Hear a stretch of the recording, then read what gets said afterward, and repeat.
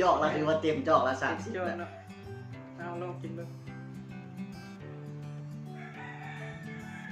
ตามด้วยนะสบายดีข้าพเจ้าอาจารย์แก้วเนาะและอันนี้อาจารย์แรกเนาะสำหรับ2คนมื้อนี้ข้าพเจ้าอาจารย์จะมาแนะนำเรื่องสาธิตในการกินยาสมุนไพรกินยุงคนที่บ่ป่วยแล้วก็คนป่วยสามารถกินได้เลยเนาะแล้วกินได้ทุกเพศทุกวัยเลยเนาะคือยาตัวนี้เนาะให้กินอยู่ประมาณ5 cc แต่จะเล่บุกินอยู่นั้นเพื่ออยู่ที่วัยเขาต้องกินอยู่ประมาณอยู่10 cc ขึ้นไปเลยครึ่งแก้วเนาะครึ่งแก้วเนาะครึ่งแก้วเนาะแต่ว่าอาจารย์แร่ลองกินทดสอบดูว่ากินจังไดมันมีรสชาติจังไดลองกินมื้อ10 cc เนาะเดี๋ยวแต่คุณแต่ว่าอาจารย์แร่กินประมาณเต็มจอกเลยเนาะ10 cc ว่ะ45มิลลิลิตรเต็มจอกแล้วคือว่าเต็มจอกละ30แล้วเอาลงตามด้วยน้ำอุ่นเนาะกินยาที่ต้องตามน้ำอุ่นเนาะน้ำอุ่นเป็นยังไงยากินแล้วเป็นยังไงรสชาติยังไงก็บ่ค่อยขมปานใดเนาะยานี่ก็สีขมๆน้อยนึงนะก็ขมน้อยนึงแต่บ่ขมหลายมันก็กินง่ายจ้ะอาจารย์แรกบ่ได้ป่วยจิก็บ่ได้ป่วยบ่ได้เป็นโรคหยังเนาะอ๋อแต่กินได้เนาะแม่นกินแต่ว่ากินแล้วเป็นยังไงอาทิตย์ผ่านมาเริ่มออกอาการคือว่ามันจะมีจังหวะมีอาการตุ่มมีอย่างออกแต่ว่ามันจะขับพวกสารพิษในร่างกายเฮาเนาะโอ้ขับพวกสารพิษขับพวกแต่เก้านี่อาจารย์แรกเป็นพยานเนี่ยเก้าก็บ่ได้เป็นพยานหยังเนาะไม่ได้เป็นพยานเนาะกินบำรุงผิวเนาะเราจะกินบำรุงร่างกายเฮานี่แหละ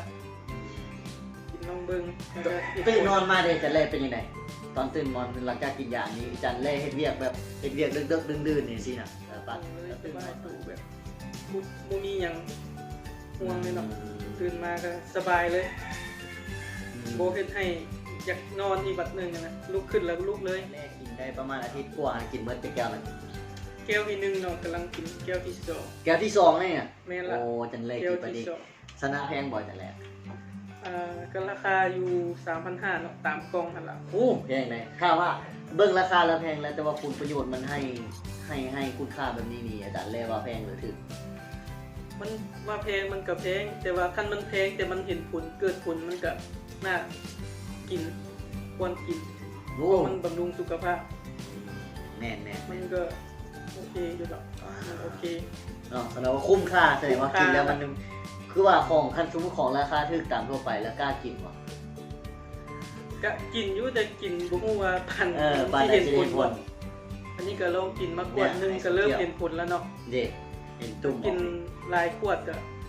ที่เห็นยาตัวนี้เนาะว่ามันดีอย่างแน่คนอาจารย์แรกคือจากแต่ก่อนเนาะเรียกนะ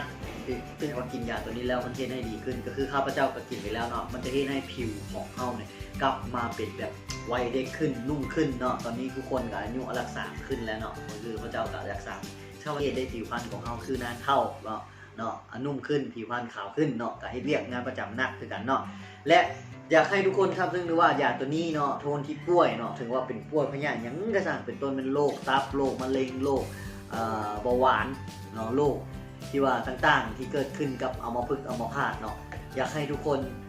ลองเบิ่งสัมผัสเบิ่งว่าถ้าทุกคนได้กินยาตัวใดแล้วยังบ่ดีเนาะหรือว่ายังบ่หายขาดเนาะแล้วกินยาปัวประจำกับท่านหมออยู่เนาะเป็นโรคเนี่ย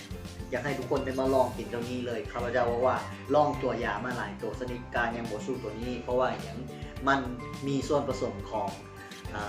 สมุนไพรถึง30กว่าชนิดเนาะเป็นต้นในถังเศร้าเนาะเฮ็ดลิ้นจื้อเนาะและเกาหัวอ่อนและอาหารต่างๆรายละเอียดมันอยู่ในคลิปวิดีโอเนาะไปกดเบิ่งสอบเบิ่งได้ว่ายาตัวนี้มีส่วนประกอบและมีโรงงานผลิตมีมาตรฐานมีเลขทะเบียนคักแน่เนาะก่อนจะกินยาอย่างก็ยากขอให้เบิ่งเลขทะเบียนและสำคัญที่สุดเนาะก็คือเป็นของแท้แน่นอนจัดจำหน่ายเพื่อให้ทุกคนได้เอาไปบริโภคสำหรับคนที่อยากมีสุขภาพดีและแข็งแรงและหายภัยลงคัดกับตัวจริงเลยหรือว่าอยากได้เป็นตัวแทนจำหน่ายหรือสาขาของสปป.ลาวก็สามารถได้ติดต่อได้เนาะยงเฮิงตัวแทนจำหน่ายของสปป.ลาวเนาะขอเข้าใจเนาะสำหรับที่นี้